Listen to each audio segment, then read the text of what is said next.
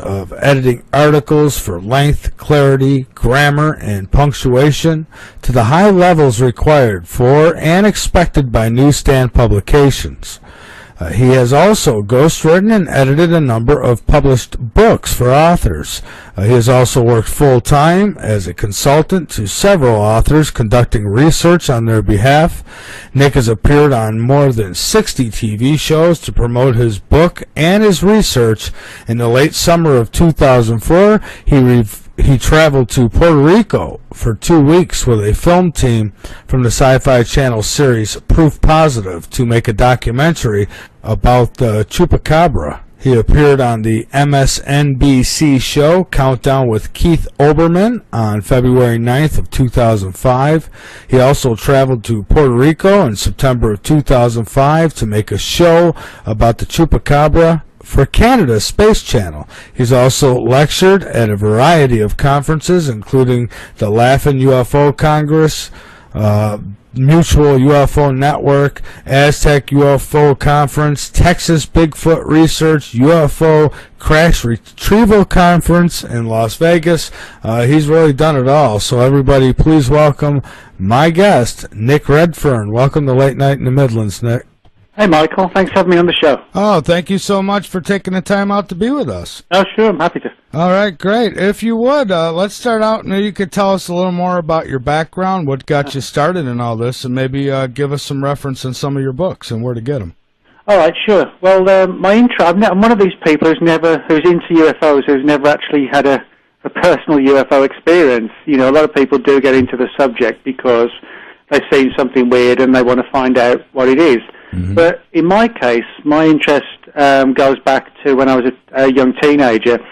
My dad was in the British Royal Air Force and worked on radar, and he was involved in a number of incidents in the early 1950s where the radar guys tracked UFOs flying over the North Sea off the east coast of England. Mm-hmm. And the first thought was, well, it's got to be the Russians, you know, launching a sneak attack. This is the height of the Cold War. And so aircraft were sent off, fighter planes from a nearby Air Force base to try and intercept what they thought were Russian bombers or something along those lines. Sure. And when they got up there, they actually reported seeing these weird balls of light in the sky that were performing fantastic maneuvers and speeds and hovering and zipping around behind the aircraft, to the point where eventually they all had to return to base, and because they were running low on fuel.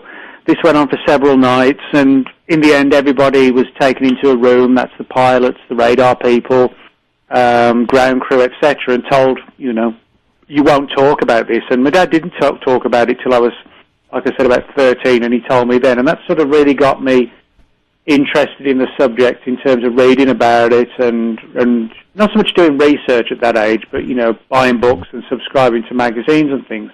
Mm-hmm. And then when I finished school, I began working on a rock music magazine back in England for a couple of years called Zero. And I still do mainstream journalism stuff now, but that was sort of what got me involved in journalism. And then I thought after a few years of doing that, why not try and combine the background in journalism with the interest in weird stuff, you know, whether it's UFOs or Bigfoot or whatever, and combine the two. So that's what I did, and I've written for, as you pointed out in the introduction, for various magazines. I write quite regularly for UFO Magazine and Fate and 14 Times, and done about 20 books myself, and, as you said, also ghost writing for other authors on anything really, you know, sort of pretty much related to weird stuff, I guess. Yeah, that's, you know, it's a big interest nowadays. I mean, before people were interested years ago, but they're afraid to speak up about what they've seen. And now it's like people everywhere are coming out with this information. Mm-hmm. And, you know, something I wanted to touch on is this FBI memo that came out about Roswell. Have you had a chance to see that?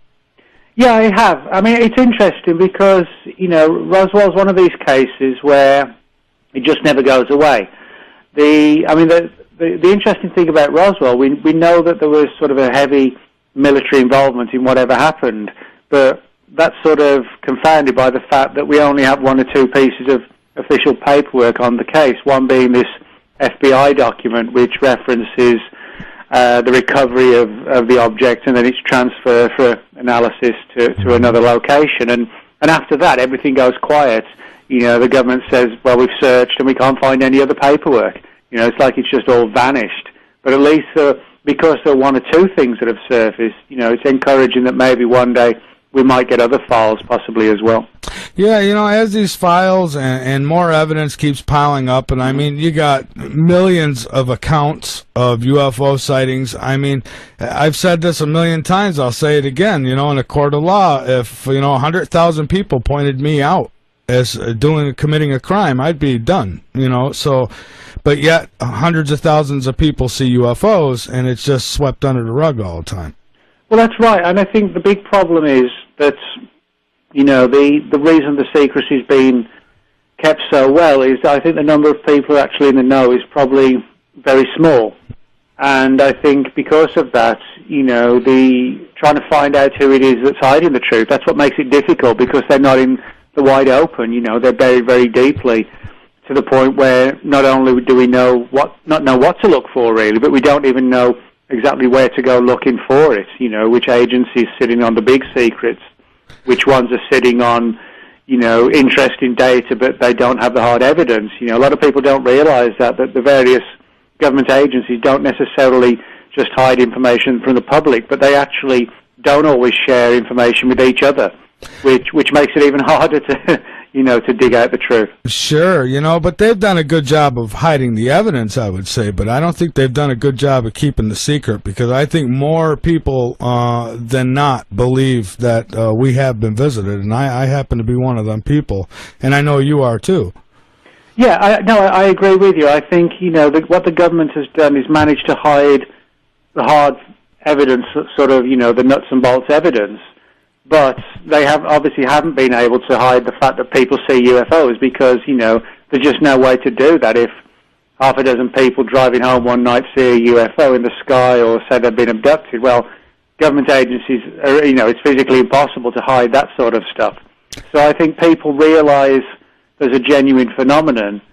What the government, unfortunately, has been successful at doing is preventing us getting past just the testimony and to the hard data that would prove it. See, now I get asked this question a lot. Do you think that, we're close to disclosure? And I always say that, disclosure's already happened. I think, enough people have come out and spoke about these things. I think the bigger question is will the government ever admit to it? Yeah, that's right. I think, the big problem is, in whose mind have we solved it? I think if you look at the collective body of information we have, you can argue we have disclosure, because, in a court of law, people have been convicted of murder when there's no body, So, in other words, if you can convict someone of murder without actually finding the body, then you should be able to prove the existence of UFOs by the collective body of material of evidence that's been put together and analysed from credible sources. So in that sense, we do have disclosure, but I think, unfortunately, or fortunately, depending on which way you look at it, people still want, at the end of the day, demonstrable proof that these things exist. That's what I want as well. I believe there's a genuine phenomenon, and there's no doubt in my mind about that. But, I'd still like to see the body in, frozen storage or whatever at some, military base, just to be able to say with certainty that, yes, this all exists. Oh, exactly. Me too. Now, I don't know about you, but I've had UFO sightings, and I can't say who was driving them or if anybody was up there driving them. I know that what I seen was nothing I've ever seen in an airport before. So, I think for me, it's pretty much proven in my mind. But, yeah, I would like to see a body, too. Even more so, I'd like to see one alive. Yeah, exactly. Well, I think we'd all like that.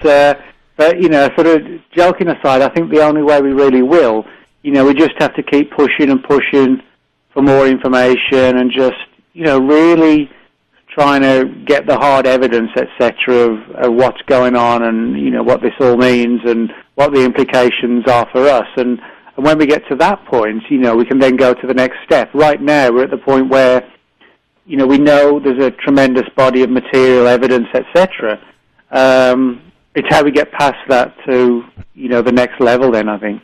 Right. And, I was talking about contactees in the beginning of the show, saying that, that was something we would touch on. And, yeah. There have been many contactees who have actually been put to lie detector tests and have passed. I mean, take Travis Walton's case, for instance. All them guys took lie detector tests and they passed. Oh, yeah. I mean, there's, when a lot of people assume quite wrongly that if you see a UFO, you're either crazy or drunk. Oh, yeah. Or both. But, I mean, a lot of people, you rightly point out, have taken lie detector tests. We have very credible reports from military pilots, airline pilots, radar operators, police officers, people whose testimony under other circumstances would be just fully accepted. But it's kind of like when you deal with UFOs, no matter who the person is, oh, well, that just can't be true, It's and that's what we're facing, unfortunately. I can't believe the excuses that they come up with mass sightings, such as the Arizona Lights. They tried to say that was flares, and Roswell, it was a weather balloon. But first, they said it was a UFO that crashed, and I'm thinking, don't the military know the difference between a weather balloon and, a craft? Well, yeah, that's one of the important things about Roswell. A lot of people don't realize is the government's actually changed its story now. On like 4 occasions, you're quite right. Initially, they did say we'd recovered a flying saucer. Mm-hmm. 24 hours later, they said, sorry, it's a mistake, it was a weather balloon. Then in 1994, after pressure was put on them by a U.S. Congressman, Stephen Schiff, the representative for New Mexico, they said, well, okay, it wasn't a weather balloon, it was something called a mogul balloon, which was designed to monitor for early Soviet nuclear weapons tests in the 40s. And then somebody said, well, what about the bodies?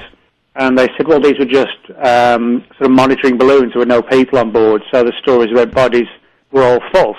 And they said that in 1994. Then in 1997, they changed the story again and said there were bodies after all, but they were crash test dummies used in high-altitude parachute experiments. So in one respect, it's almost like, people think this sounds crazy, but it's almost like the government wants us to realize that they're actually not telling the truth, because by changing the story so many times, it raises suspicions rather than, does the exact opposite. Exactly, and I was going to bring that up, that, they come back and said that those were crash dummies, and it's just amazing, and that's what I mean. You would think that they'd come up with better stuff than that, and certainly, if you or I were being interrogated and we changed our story 4 times, we'd be stamped liars and probably put in jail. Yeah, well, that actually makes me wonder sometimes if there are people in government who want the secret out and they deliberately have gone out their way to make the cover-up scenarios look stupid and ridiculous to kind of get like a silent message out to us that, we shouldn't believe all we hear, So. Mm-hmm. Now, have you yourself ever had UFO sightings? No, I haven't. As I said, it was my dad's experience that got me involved. But, I've done a lot of interviews with people and spent a lot of time in government archives going through old files. And it's sort of this collective body of evidence, the people, the documents, the testimony, film footage, etc., that convinces me there is a real phenomenon. And, yeah, I'd like to see something, but I don't feel that, if I don't, that it has any lesser bearing on the idea that this is real. Now, many think that governments, especially the United States, is going to try to stage some false flag where it looks like UFOs are attacking us of something along them lines. What do you think about that? Well, that's an interesting scenario. It's been put forward by various researchers, the idea that, the sort of manufactured threat, if you like, to sort of take away people's freedoms, etc. Whether it would, I've heard these rumours, whether it would happen or not, a different thing, but the fact is, it would probably work. Yeah. That's the scary thing. It's that when people feel threatened, they turn to government and they'll pretty much give up whatever rights they have to be protected, whether it's a real threat or a manufactured one. So I have to take a break here. It's a short one, so just hang on with me, and I want to come back and comment on that. So just hold on a minute. I'm Michael Vera. This is Late Night in the Midlands. Nick Redfern is my guest. And you're more than welcome to call in soon at that's 803-748-9293. We'll be back in just a few moments. Nick, we're back. And so we were just talking about government staging UFO attacks. So, you know, for me, if I seen that, I mean, it'd have to be pretty real. I mean, buildings would have to be blowing up for me to even consider it, because if they wanted us, they could have done this already. Yeah, I think, you know, I mean, it's a theory that you see discussed in sort of various conspiracy circles, etc. You know, to what extent it has actual validity in terms of somebody doing it, you know, or planning it, that's a different thing. I think, you know, it's one of these areas where it's an interesting and a disturbing theory, but I think, you know, we need to sort of tread carefully and realize right now that is all it is. And, you know, if it can be taken further, then it needs to be exposed, you know, so we need to sort of, you know, keep looking to see where it leads, if you like. Sure. I think I'd be more afraid of what our own government can do rather than what some alien government's going to do. Yeah. Well, my view is, you know, if I mean, although the UFO phenomenon kind of doesn't sort of do the literal sort of landing on the White House lawn type thing, the fact is it doesn't, you know, it never has sort of attacked us, if you like. And there's never been, you know, some sort of massive invasion. And I would have thought if that would have taken place, the ideal time to have done it would have been when we didn't have things like nuclear weapons and aircraft and spacecraft, when we could stand a chance of defending ourselves. So whatever the nature of the phenomenon is, I don't think outright hostility seems to be part of its agenda, at least not now. So. Right, and you know, I've heard plenty of stories, and even guests who have been on here who have talked about these UFOs shutting down nuclear power plants temporarily and disarming weapons. Yeah, there's a lot of stories like that. You know, nuclear silos where all the power, not so much the power's gone out, but the launch codes on the missiles have been scrambled by, you know, when UFOs have been overhead, almost as if they're just sort of demonstrating the power that they do have if they ever needed to use it. You know, if we ever kind of got to that point of being close to war, you know, they may have the ability to actually prevent sort of the ultimate war from taking place. And, you know, something else that should stand very credible are some of these U.S. Air Force pilots, or even other countries, their Air Force, who have reported seeing these things. I mean, here's people who are trained to identify what they're seeing in the skies, and they come forward and talk about these things, and all of a sudden they're labeled kooky. Yeah, I mean, that's the ironic thing. You know, people, like, for example, airline pilots, you know, you go on your holidays in a 747 or whatever, and you trust the pilot to, you know, to be an expert flyer and know everything that's going on. But then suddenly if they see a UFO, people question them. And yet, you know, you would accept their testimony on anything else. If they said they saw a weather balloon pass by the plane or a near miss with another aircraft, people accept that. So why is it they don't accept it when they see a UFO? It's, you know, it says more, I think, about people's belief systems and prejudices than it does the realization that this is a very credible witness. So, you know, I think it's kind of like one rule in one situation and one in another almost.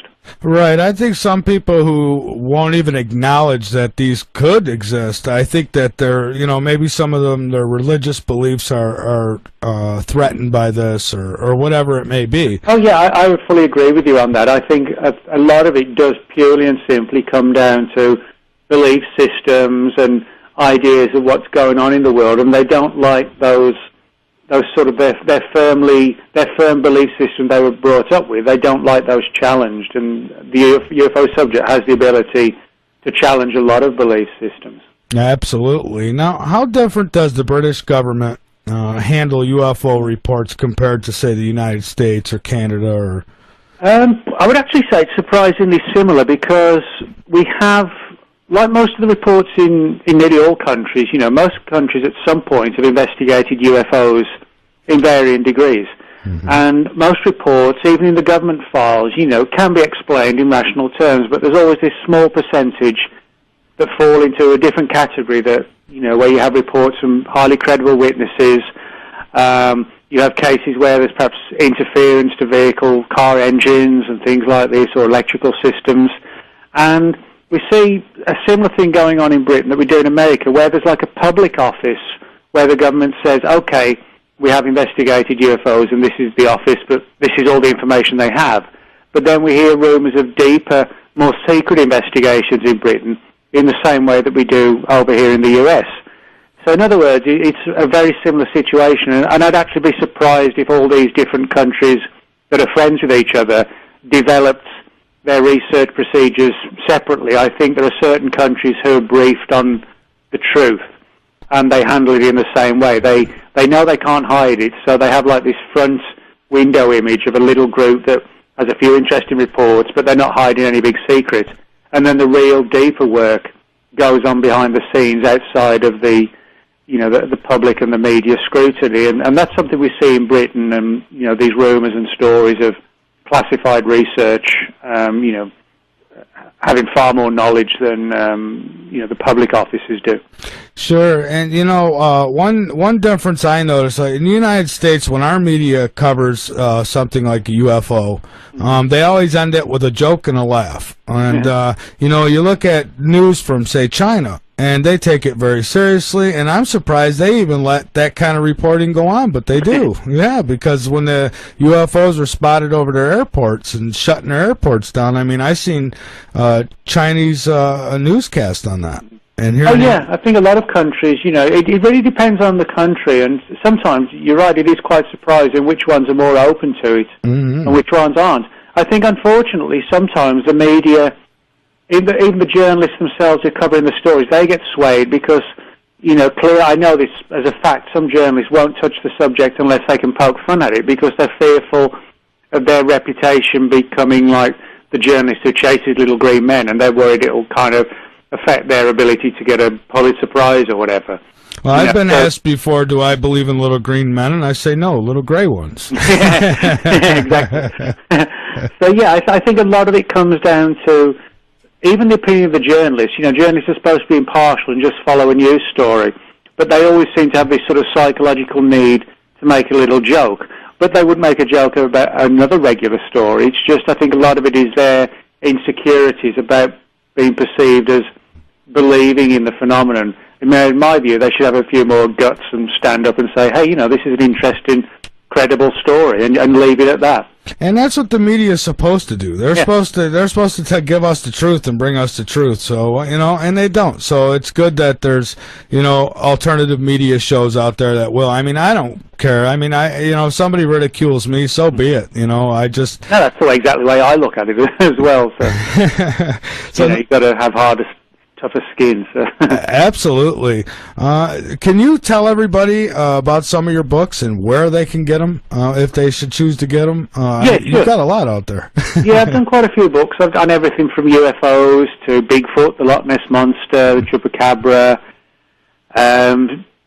strange creatures, all sorts of Men in Black, all sorts of things, contactees. And I would like to get into some of that stuff as we go on. Sure. Mm-hmm. All right. And people can find out more about the books at Nick Redfern's books.blogspot.com. And they're all available from all the usual outlets like Amazon, Barnes & Noble, Borders, etc. Oh, okay, great. Yeah, I've been on your website periodically checking things out, and you've done some great work. You really have. And I've heard you on Coast to Coast AM before as well. So, yeah. All right, well, cool, thanks. Oh, absolutely. Now, how much truth is there to, I'm going to skip off of this just for a moment, but, after the break, I'd like to get into the Men in Black just a little bit. But Bigfoot, how much truth is there to Bigfoot? I mean, that's another case where we hear about sightings, but there's never no proof. I mean, I've sometimes thought maybe linking them with UFOs, the way they disappear. Well, actually, that's one of the areas that I do a lot of research in, is sort of the stranger side of Bigfoot. Now, a lot of people, let me just backtrack first. The study of things like Bigfoot or the Loch Ness Monster is known as cryptozoology. Mm-hmm. In essence, the study of animals that regular zoology doesn't recognize as existing, and regular science doesn't recognize as existing. But you're quite right. One of the things that sort of typifies many of these creatures is that they're elusive. And they're not just elusive, it's almost like they're too elusive. You know, they're almost kind of like phantoms that flit in and out of existence. One minute they're here, the next they're gone. They never sort of leave tangible evidence of their existence. Now, most mainstream cryptozoologists consider that Bigfoot, like the abominable snowman of the Himalayas, and the Chinese equivalent, which is called the Yeren, and the Australians have their own version called the Yowie. The conclusions are that they're just a type of unclassified ape, a type of ape that science hasn't found yet. And so because they haven't found it, they don't believe it exists. Now, I said mainstream and conventional cryptozoologists believe that, but I don't sort of consider me to be sort of mainstream or conventional. And my personal view is that I actually do think there is a great deal of evidence that points down the path that Bigfoot is some sort of paranormal creature. Now, the paranormal is sort of a term that gets sort of bandied and thrown around in ways where, you know, it can mean anything from chain-rattling ghosts to ESP or whatever. Sure. But I think with Bigfoot, I think there's something for the idea that Bigfoot could be like an extra-dimensional creature. For example, quantum physics today is allowing for the existence of multi-dimensions beyond the three that we exist in.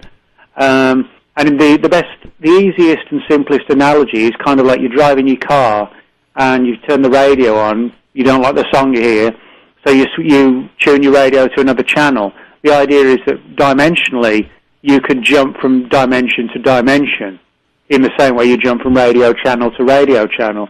And possibly I think there's something to this, that Bigfoot can flit in and out of our existence, and that's why it seems so elusive, almost to the point of being like a phantom, that it actually doesn't exist in our reality most of the time, I think. I do believe it's some sort of like a paranormal entity, you know, depending on how you term the paranormal. I would agree with that totally. I mean, because again, I mean, here somebody will see one of these creatures, and you know, and I don't even know. I would think it has some intelligence, obviously, because it's able to not be found. But you know, it heads into the woods and it's gone, and we can never catch these things. So.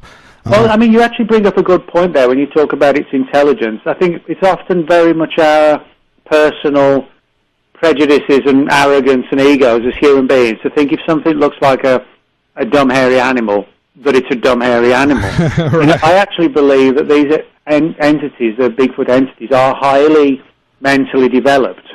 Now, obviously, they're not sort of driving cars and building atomic bombs, which actually is probably in their favor not to go around building atomic bombs, you know. But I do believe that they possibly are spiritual, and when I say spiritual, I mean like a highly evolved mental state. Sure. And possibly even possessing pretty extraordinary mental capabilities that, again, that's another reason why they remain so elusive. It's almost we go looking for them in the woods, and immediately they know. It's like we go from being the hunter to the hunted, if you like.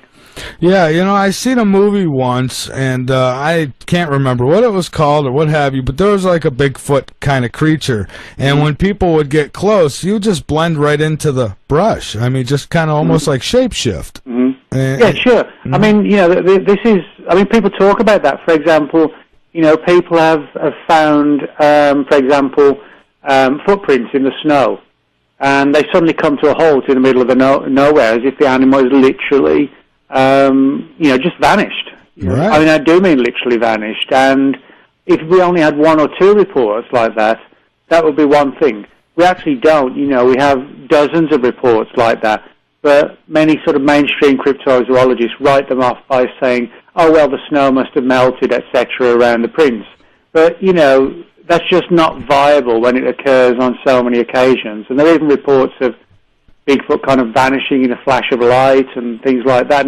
And this sort of scenario isn't just applicable to Bigfoot. It's, you know, applicable to things like the chupacabra and other unknown animals where, you know, I think there's something, as I said about them, that they're not just elusive, but they're beyond elusive even. Yeah, tell me a little bit about the chupacabra. I've really never discussed that a whole lot, and I know that you've studied it, so yeah.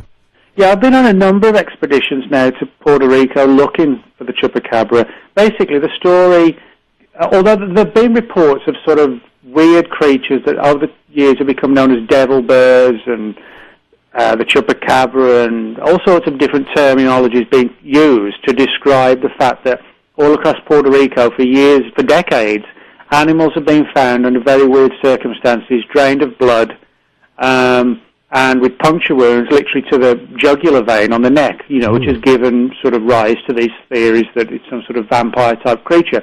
But the term chupacabra has actually only been around less than 20 years now on the island of Puerto Rico itself, and I've been there on a number of occasions looking for the chupacabra, and it's described by most of the eyewitnesses as having sort of a chimpanzee-sized body, and also in kind of its bulk, sort of kind of like a chimpanzee, sort of like a slim, muscular creature, but with large, bright eyes, very vicious-looking fangs and claws, and what looks like a row of spikes down its head and the back of its neck, which kind of has sort of given rise to it kind of looks like a punk rock mohawk type haircut almost.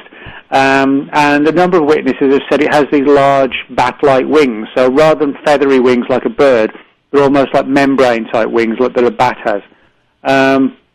And I've spoken to a lot of farmers, police officers, veterinarians, civil defense workers, members of the public who've seen the creature and describe it like this way, and also ranchers who've talked about, waking up in the morning and finding their farm animals dead and literally drained of blood. The term chupacabra is actually a Latin term meaning goat sucker, because most of the animals that were initially killed and found dead were goats, which are easy prey. They're small animals. They're not able to pretty much defend themselves. So Sure. That's why they were, I think, attacked. And so that name stuck.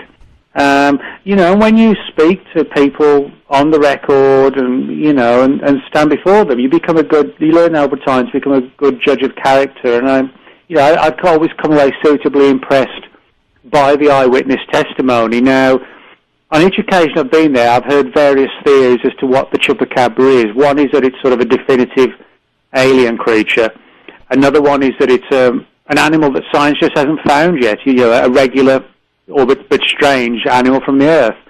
A third theory is that it's sort of the result of some weird genetic experiments, like a military experiment. And then the fourth one is that it's quite literally something that's been sort of conjured up by one or more of the many occult groups, which actually do exist on Puerto Rico. There's a lot of sort of occult worship type groups on the island of various persuasions. My personal view on all the theories is that I don't think it's as simplistic as saying it's a pet of the aliens or something like that. No. I think. But I do think there's something to the idea that it could be an indigenous unknown animal, and there are also paranormal overtones. So, I actually do believe, in the realm of the occult. I do think it could be something supernatural. The one I do kind of rule out, though, as well, is the genetic mutation. I think, government agencies are up to a lot of things, but exactly do I think, do I think like they could transform or mutate like a little cuddly rhesus monkey into like a 5-foot-tall flesh-eating killing machine with wings? Well, I don't think they can quite do that just yet. But I'm willing to be proven wrong. So you know what? I kind of think that they can because maybe they can. Well, I want to tell you quickly about Plum Island. I'm sure you've heard of Plum Island. Oh yeah. Now there was creatures that washed up ashore there, and it was nothing anybody's ever seen before. They looked really strange. Well, yeah, I mean, in fairness, I don't live on Puerto Rico. When I've gone, I'm only a visitor, and you have to respect the views of the people there. And I have heard that theory a lot of times. That a lot of people do believe that the military's been doing, or the government scientists have been doing, a lot of weird experiments with gene splicing and trying to make like a super soldier of some kind. Yeah, like genetic manipulation. Now, if you go back 50 years, the only way to successfully crossbreed any sort of animal, and most of the time it would fail anyway, is literal sort of artificial insemination, with eggs and sperm, etc. Sure. Gene splicing today, though, is very different. It's like where you literally splice the DNA of different species at a genetic level, and, you reconfigure and combine them, and that's why there's so much concern about this, because essentially what you're doing, you're creating new life forms, not really knowing what the end result's going to be, and then for that reason we should have major concerns about this. It's not something to take lightly. If you can one day, have the ability to cross, to gene splice a gorilla and a human being. Absolutely. It would be pretty horrific if you have, something with sort of the body of a human and the mind of a gorilla, or vice versa, or the body, a hairless body, but, the look and build of an ape, or just something that was such a genetic freak that, it just, insanity, it bred insanity through their entire, their mind, so to speak, which can happen, when animals are crossbred. They often show evidence of physical and mental abnormalities, and, who knows, I'll be the first to admit, we don't really know what's going on in some of these unchecked labs, where they're getting under the table funding just to research weird areas, if you like. Sure, but that being said, I still agree with what you were saying, too. I think there's plenty of species that we haven't discovered yet on this planet. I mean, we spend so much money trying to kill each other, and we don't put enough money into researching our own planet. Hey, you're right. I mean, a lot of people don't realize that the giant panda, which everybody takes for granted now, this sort of big, looks like a bear, but actually, they're a panda with a sort of black and white and the big sort of panda eyes. One of these was never actually seen in the Western world physically in flesh and blood until 1924. And even the Congo gorilla, they were actually, even at rumor level, sort of in the 1700s. They were seen as a myth or a legend. They weren't actually proven to definitively exist as gorillas as we know them today. So in other words, if creatures like that can have only been found in the last couple of centuries, it's not out of the question at all that there could be other animals, large animals out there, hiding stealthily in the jungles and the rainforests and deep under the oceans, that we just have not found yet. I agree with you. Listen, Nick, we have to take a break here. This one's a little longer. You got about 10 minutes, so I'm just going to put you on hold and just hang on there, and we'll be back for our last hour. Okay, cool. All right, great. I'm Michael Vera. This is Late Night in the Midlands. Nick Redfern is my guest. In this next hour, I will take your calls if you want to call in at 803-748-9293, or you can call in on Skype. Just Skype to Skype, Late Night in the Midlands. If you're going to call in on Skype, wait till we come back, because when I'm on my break, I'm on my break. I ain't answering it. So we'll be back in just a few moments. Don't go anywhere. You want the truth? You want the truth? Late Night in the Midlands knows you deserve it. That's why we make it easy for you to listen at www.latenightinthe.midlands.com. So go become a member and be informed. Late Night in the Midlands. We cover everything. Listen live, be informed, and join that chat room. And if you want to contact me, you can do it right there on the website, or you can email me at latenightinthemidlands@yahoo.com. Okay, Nick, about these men in black. What kind of reports have you seen about the men in black? Yeah, I mean, this is a sort of a weird area. I mean, you just sort of, you played the Will Smith song there from the Men in Black film, and a lot of people think, the whole Men in Black thing is just like an entertaining Hollywood film. And a lot of people don't realize that the film itself was actually based upon existing reports of the Men in Black. Mm-hmm. Now, when you look at the real reports, they seem to fall into two categories. You do have the one group that does sound, that does sound like the characters portrayed by Will Smith and Tommy Lee Jones in the films, sort of like secret government personnel investigating UFOs and trying to silence witnesses and, telling them, warning them not to talk about UFO experiences. But then on the other hand, we have weirder Men in Black as well that some people actually believe are aliens themselves, as controversial as it sounds. They kind of look weird. They look very thin and pale. They have these pull-down hats and dark sunglasses, as if they actually look slightly different to us, but they're trying to disguise the way they really look with these wraparound shades and hats and turned-up collars, etc. So, in other words, there seems to be like our Men in Black and someone else's Men in Black. But I investigated a lot of reports of people and interviewed a lot of eyewitnesses, people who've had UFO experiences. In some cases, never told anybody about the encounters.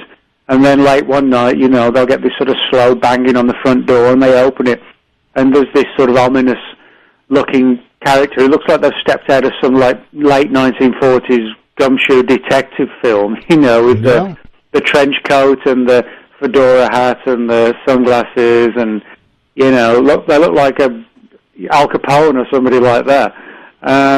And so, they're kind of daunting, disturbing experiences of the people, and these entities warn people not to talk about UFO experiences, and then they sort of vanish as mysteriously as they arrived, and no government agency will own up to, having dispatched them or whatever. And it's been an ongoing aspect of the UFO mystery pretty much for as long as UFOs have been seen.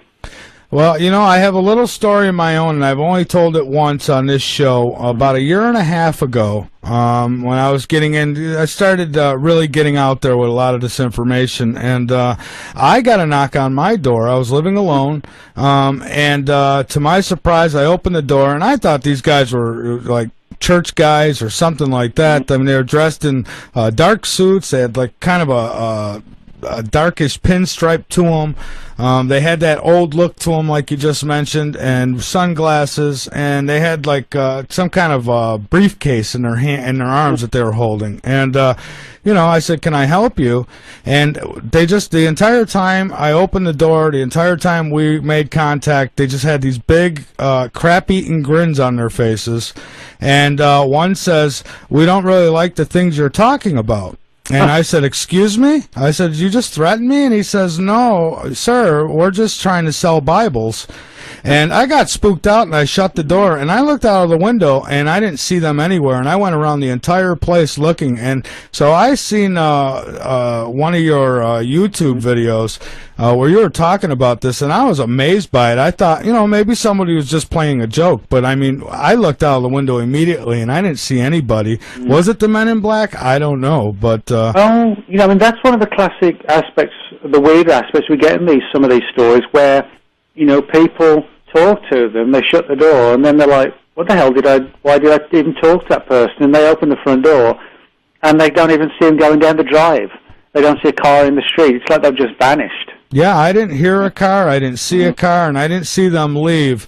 And I was pretty spooked out by it. First off, I'm home, you think you're big and bad until you open the door and you see two strange people, and they looked kind of palish, and as you said, a lot of their face was hidden with glasses and hat, and so... Well, the weird thing is as well, of course, when you're dealing with these sorts of accounts, like you pointed out, they don't outright threaten often. What they do is they kind of leave you with the impression that it's a threat, but they never outwardly make it. It's kind of like they create like an unsettling feeling where you feel you're being intimidated or threatened, but it almost like gives them an out where they say, "Oh no, we're just interested, and we prefer you not to talk about it," and they let you kind of join the dots together of what might happen rather than them outwardly coming and saying so. Right. I mean, that was the nicest way anybody ever told me to shut up. Yeah. Well, that's what they're good at doing. Yeah. Now, let's talk about NASA just a little bit. Now, what kind of things do you think they're lying about? I mean, I've heard of bases on the moon. Mm-hmm. Then, of course, there's the big face on Mars. What do they know that they're not telling us? I know you've done some research in that area. Yeah, and I think it's like a lot of agencies. I think for the most part, 99.9% of all the people who work for these agencies, whether it's NASA, the CIA, or whoever, they're not in the picture any more than any of the rest of us are. It's not like you join the CIA or NASA and you're suddenly told what happened at Roswell. It's relevant. It's relative to whether it's part of your job, to know these things. That's how secrets are kept. So I'm pretty sure that, the vast majority of people who work at NASA are just everyday regular people working on scientific studies.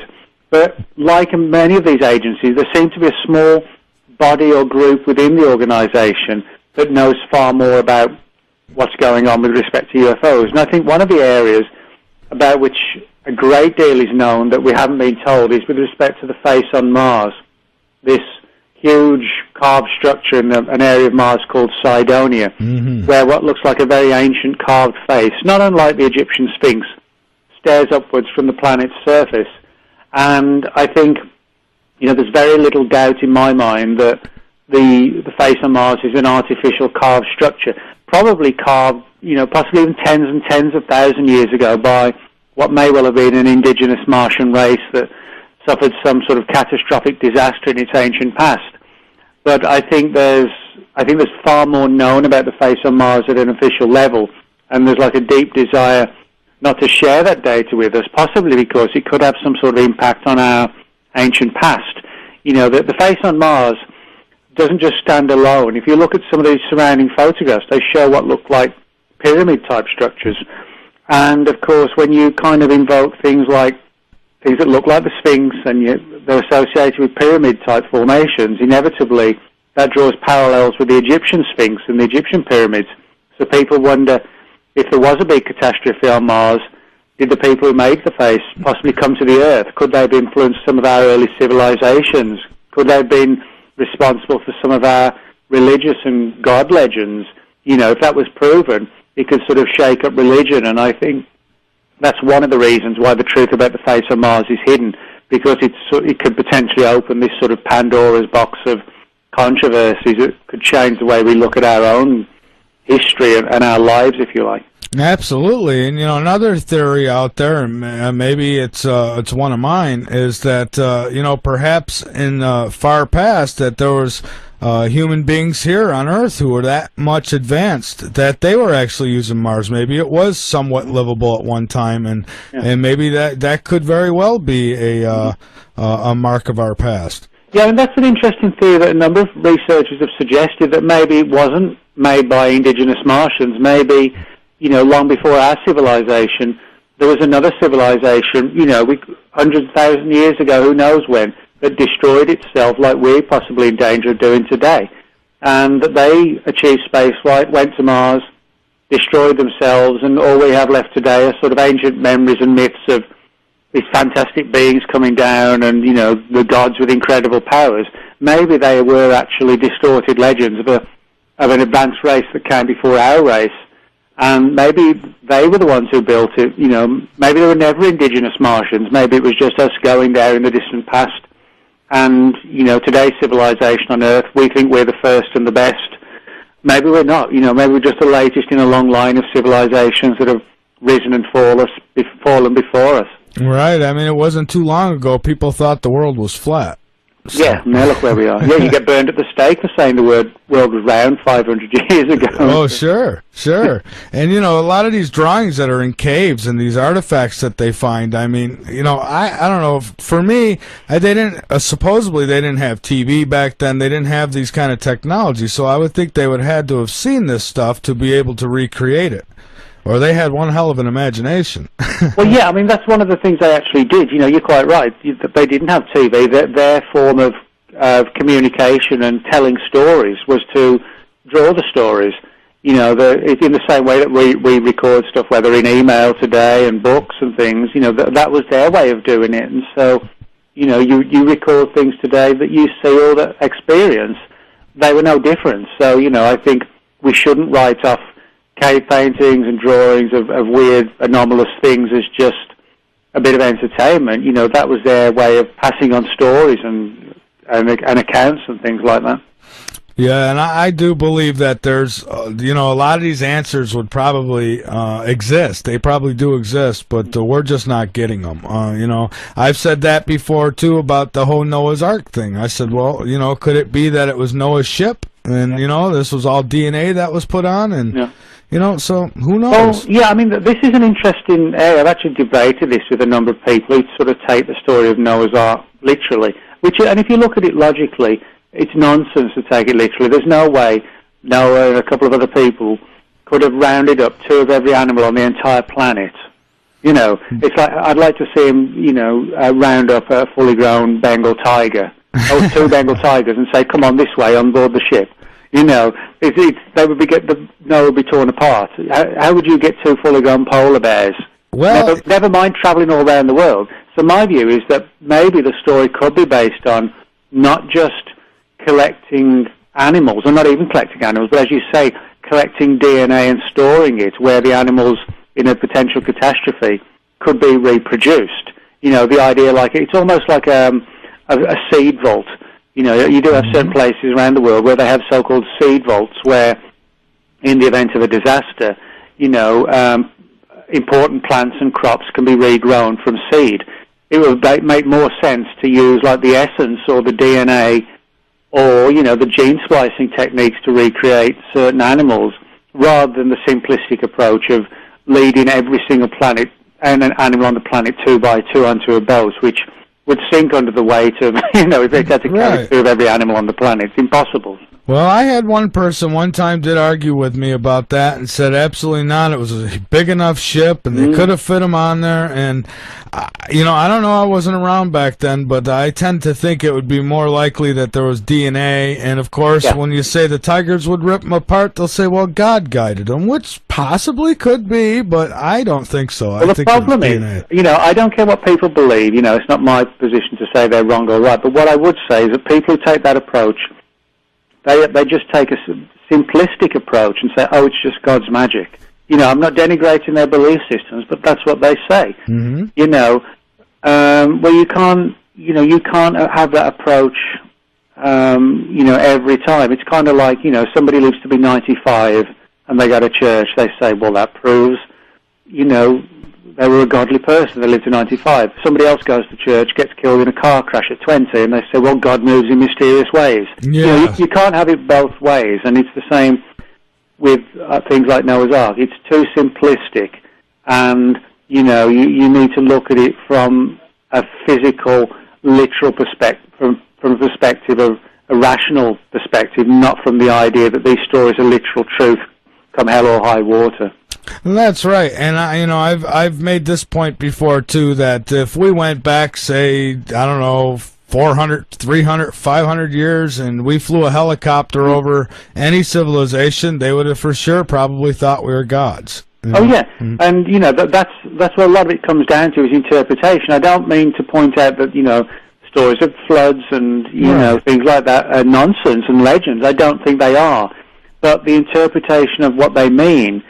We have to remember that in the 21st century, we're still believing the interpretations put on these phenomena by people 2,500 years ago. Religion is the only aspect of our lives where we apply 2,500-year-old belief systems. We don't do operations and surgeries on people's hearts based upon 200-year-old surgical techniques. So why do we hold belief systems that are, have 2,000 origins thousands of years ago? Religion is the only area of our lives in which people do that.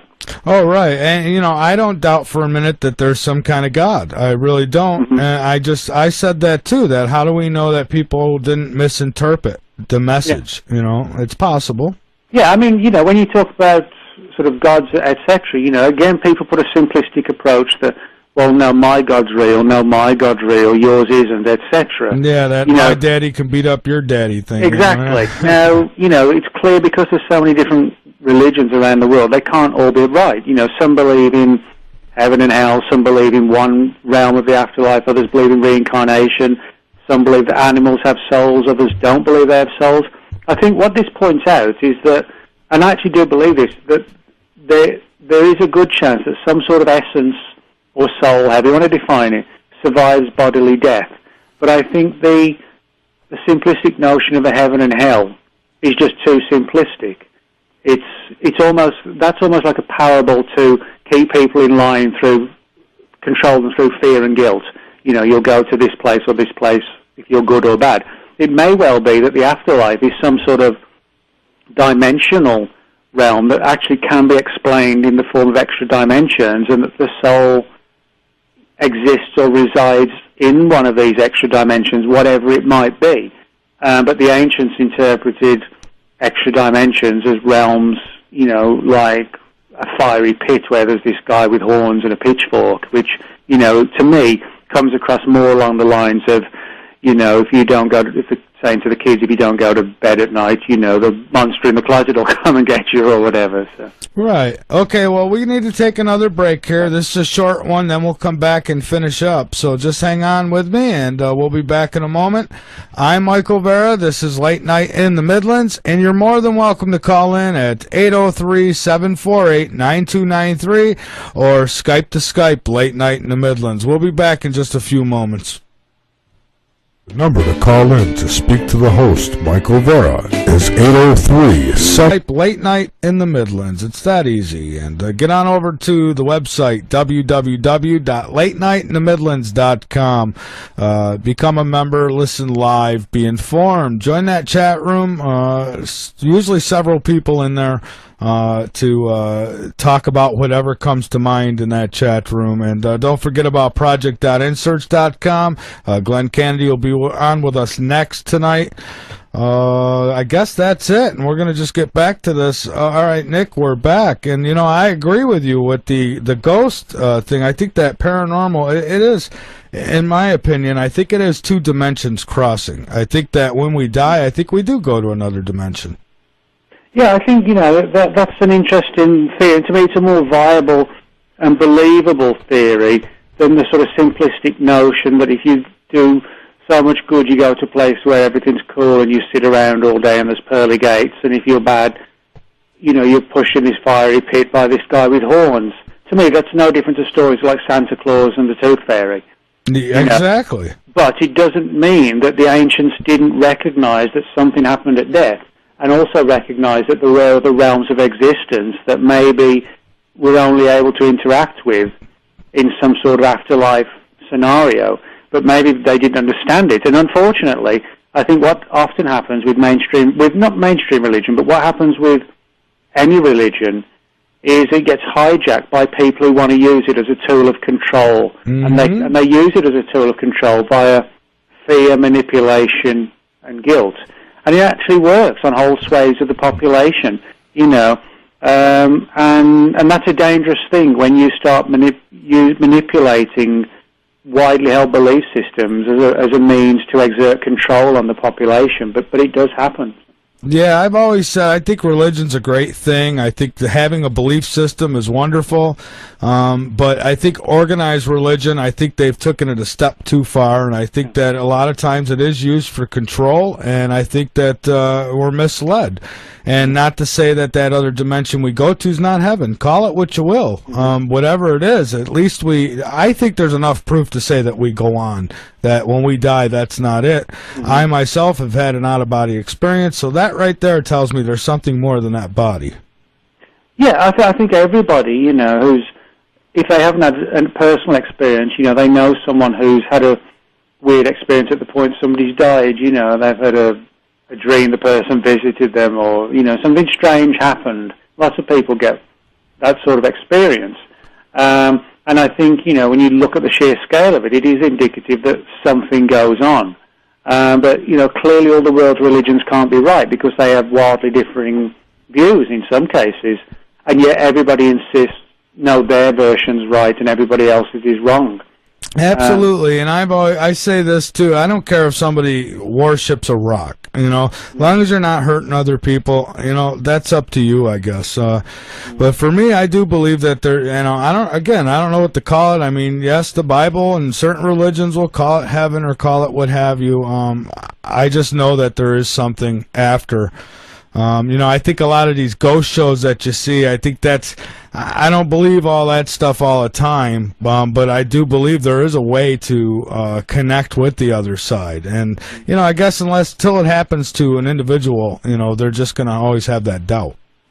Yeah, you're right. And I think, the big problem is, of course, the only way to find out is when we all sort of shuffle off. But the problem is, for the most part, history, if you like, has shown that if life after death is real, but it's incredibly, although people have experiences afterwards, where they see dead relatives, it seems incredibly difficult for the dead to get a message across. It's always it's difficult, it's fragmentary. So in other words, it's like the only way you can prove it is when you go there, but then the irony is it's difficult to actually tell anybody you've left behind. Yeah, but it's real. Really, you can't, because even if somebody came to me right now from the other side and says, "Hey, it's real, there's something here," and I told everybody about it, they're going to still go, "I don't know about that." So, it's an individual experience. I think.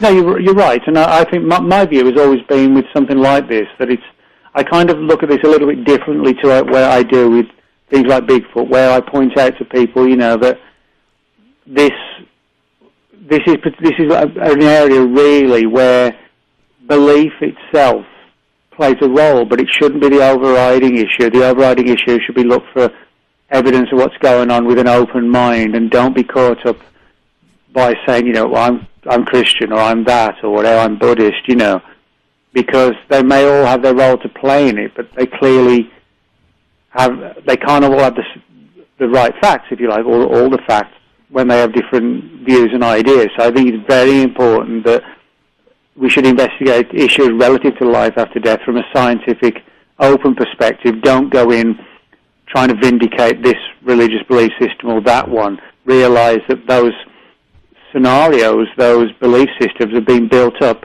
to try and explain what is probably a genuine phenomenon that ancient man didn't fully understand, but we still adhere to ancient man's ways of understanding and interpreting it, even though they were created thousands of years ago. Yeah, and that's another area where there's always excuses. If somebody says, hey, my aunt was talking to angels or talking to somebody before she passed away, and they'll say, well, that's just the mind. It's its protective mechanism to keep you from, fearing dying, or they say it's the medication. And I mean, it just, unless the ghost comes out and smacks somebody, they just don't want to believe it. No, you're right. And I think, a lot of people point out with out-of-body experiences, that's evidence of something surviving. I actually think that is the case, but the important thing is, a lot of people assume that when people have out-of-body experiences, or near-death experiences, I should say, not out-of-body experiences. Mm-hmm. When people have near-death experiences, on the hospitals, etc., and they report sort of a tunnel of light and seeing a deity or whatever, they don't always see the Christian God. Some see a deity relative to their own religious beliefs. Some see nothing at all. So, in other words, I think it's possible that, in some respects, maybe the realm of the afterlife is partly, what we experience is partly dictated by what we believe. It could be almost like a permanently evolving hologram. In other words, so if you believe, you're going to go somewhere full of angels, etc., maybe you really see it. Maybe the afterlife for each of us is kind of like a dream life. Like a dreamlike world where this particular dimension reflects and interacts with our imaginations, our souls, if you like, our collective memories throughout our lives. And maybe we all live in separate afterlives, but we don't realize we're constantly generating them as time is going on. We think, it's almost like a waking dream. Perhaps, and we're constantly, the afterlife is like a never-ending dream, and everybody's is different. We don't realize it, Yeah, I've had psychics tell me you're an old soul. And, sometimes I wonder, am I on that plane where we're all old souls, we've all died before, and this is where we went now, and now it's time to move on to the next stage? There's just so many questions. And, and somebody said it well not too long ago. I was on this show. The more answers you get, the more questions you get. And it's just, yeah. Yeah, I think, it's like a lot of these mysteries that they provoke so much controversy, they're so belief-driven that it's difficult to impact upon widely held, sort of cherished beliefs that have been nurtured over such a long period, that because it's almost like people become defensive. I don't attack people for holding whatever belief they want to believe. I just think it's important we look at all angles, but that's often perceived as that you're attacking their belief systems, which is actually a very different thing, really. That's right. Now, something else I wanted to touch on with you before we cut it tonight. It was said that a satellite existed in space that was discovered when we actually sent one of our first satellite out into space. Now, of course, that's not out in newspapers or anything, but this is a story that I hear a lot of. Is there any truth to that? Do you know of? Do you mean a terrestrial satellite, you mean? Yeah. Or somebody else's? Well, apparently there was a satellite, the story goes there was a satellite, like a black box kind of satellite that was orbiting the planet. And that would prove that there was a satellite put out there before we had that technology to do it. Yeah, well, I mean, there's actually sort of two strands to that story. One being that, that there is a story about in the 1950s, supposedly the U.S. military was tracking some sort of orbital object, vast thing in the skies, which nobody knew what it was. You know, this was pre-Sputnik era, but nobody knew what this thing was. And there's a variant on the theory that maybe there's been some sort of like a clandestine space program going on long before the acknowledged programs like Apollo and Mercury and Gemini and even Sputnik. You know, of course, it's a controversial area, but, I mean, a number of UFO researchers do firmly believe, you know, there could be, more so today than in the past even, you know, a secret space program that we know nothing about. So, in other words, when astronauts see strange things in space, you know, and even occasionally perceive them as being UFOs, it may be that even they're unaware that, you know, somebody else is running a classified program alongside theirs even.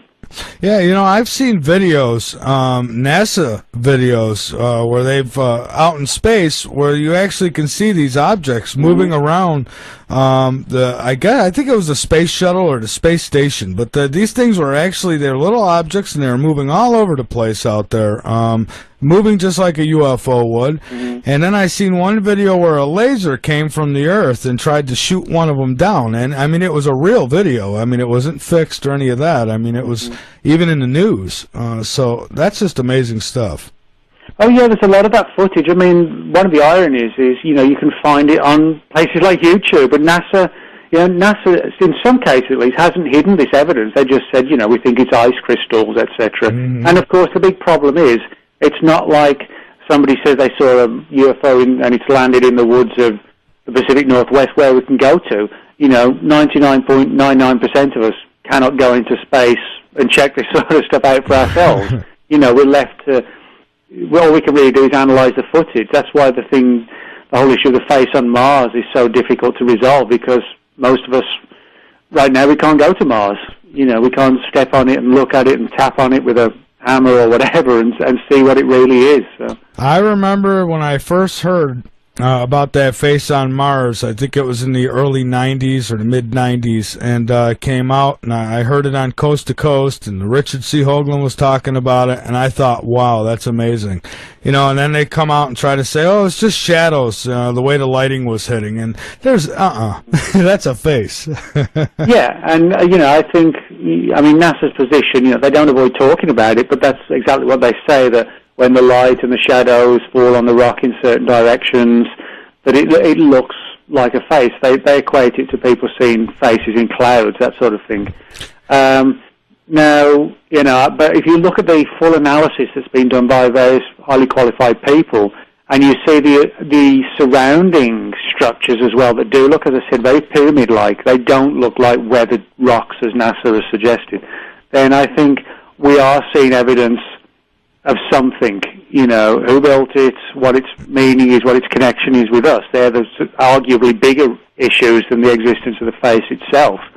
But, you know, I think that's the problem. The face itself has the ability to open so many doors to other controversies even bigger than that one. So. And unfortunately, much like our mainstream media, you know, our space program has been pretty much controlled as well. I mean, they're not going to let information get out that they don't want to get out. And while it may not be NASA's fault, but at the same time, you know, I wish somebody would leak it out. Just finally get out the actual absolute proof. I mean... Well, I think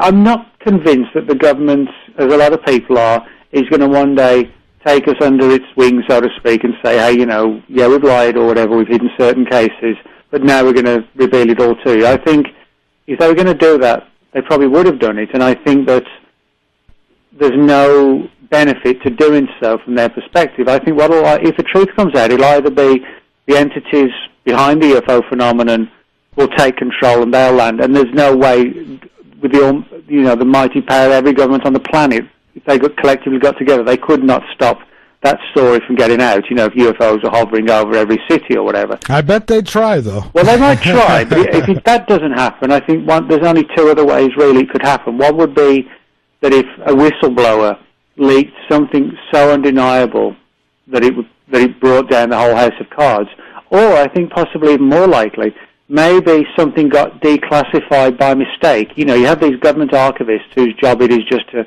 classify mountains of material, and go through the old files to see what can be released to the public and what can't be. If something like a classified document leaked through by mistake, just a bureaucratic error, and it talked, in a document on military experimentation in New Mexico in the 40s, and it happened to make a mention of Roswell that somebody had overlooked, just one paragraph, that could actually open so many doors as well. So I think it could be something more alternative along those lines that could get the truth out. Unfortunately, about 98% of the people are asleep behind the wheel, so if the government accidentally leaks something out like that, if they said it was a hoax, 98% of the people would probably believe them. Well, they probably would. They'd just go back to watching reality TV. Oh, yeah, exactly. The biggest loser. They had no idea it was them sitting on that couch. So, okay, why don't we get out your website again and tell everybody once more where they can get your books, and you got a few minutes to get out anything that you want. Okay. Well, people can find out more about my books, etc., at nickredfernsbooks.blogspot.com. I also have a cryptozoology blog on strange creatures, which is monsterusa.blogspot.com. The books are available from Amazon, Barnes & Noble, Borders, and I've got a new book coming out in June, which I'll make sure the publishers send you, Michael. It's called The Real Men in Black, and it's a study of... I wrote a book a few years ago called On the Trail of the Saucer Spies, which is a study of the government's Men in Black. This one is a study of the stranger, weirder-looking Men in Black, and that'll be out in June. Well, I appreciate that. That's a book I'll be very interested in because of my own experience, especially. But I really think it could be a partnership. Maybe the Men in Black, it might be alien and human, because I've heard some strange things. I remember Art Bell talking about the Men in Black once, that he's seen them. So amazing stuff, really is. Oh, yeah, I think, it's a mistake to suggest the Men in Black are just one thing. And in the book, I actually address 5 or 6 different theories for who they might be or what they might be. And it might be that one theory doesn't necessarily rule out another. They could be, a wide range of Men in Black, all with different agendas, but we kind of lump them under one category, if you like. Right, and then, these things come out, before you know it, they make a movie out of it, they make it a funny, kind of hysterical thing, and before you know it, people just say, oh, that's just movie stuff. And, Exactly, that's what happens. People don't realize that the truth behind the fiction. Sometimes the truth comes before the fiction, not the other way around. Sure, look at Star Trek. They were using these little devices calling each other, Yeah, exactly. Kind of like one of those beep beep things, And now look, it's reality. Yeah, you're right. Okay, Nick, well, thank you so much for being a guest on Late Night.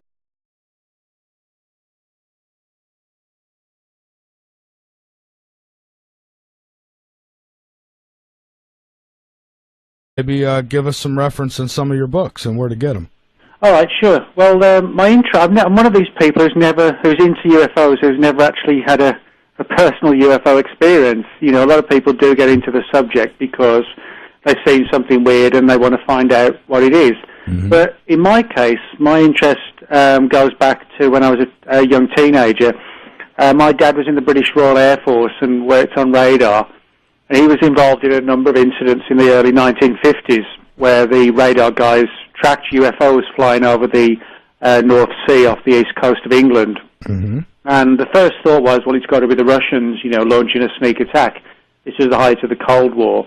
And so aircraft were sent up, fighter planes from a nearby Air Force base to try and intercept what they thought were Russian bombers or something along those lines. Sure. And when they got up there, they actually reported seeing these weird balls of light in the sky that were performing fantastic maneuvers and speeds and hovering and zipping around behind the aircraft, to the point where eventually they all had to return to base and because they were running low on fuel. This went on for several nights, and in the end everybody was taken into a room, that's the pilots, the radar people, ground crew, etc., and told, you won't talk about this. And my dad didn't talk about it till I was, like I said, about 13, and he told me then. And that sort of really got me interested in the subject in terms of reading about it and not so much doing research at that age, but, buying books and subscribing to magazines and things. Mm-hmm. And then when I finished school, I began working on a rock music magazine back in England for a couple of years called Zero. and I still do.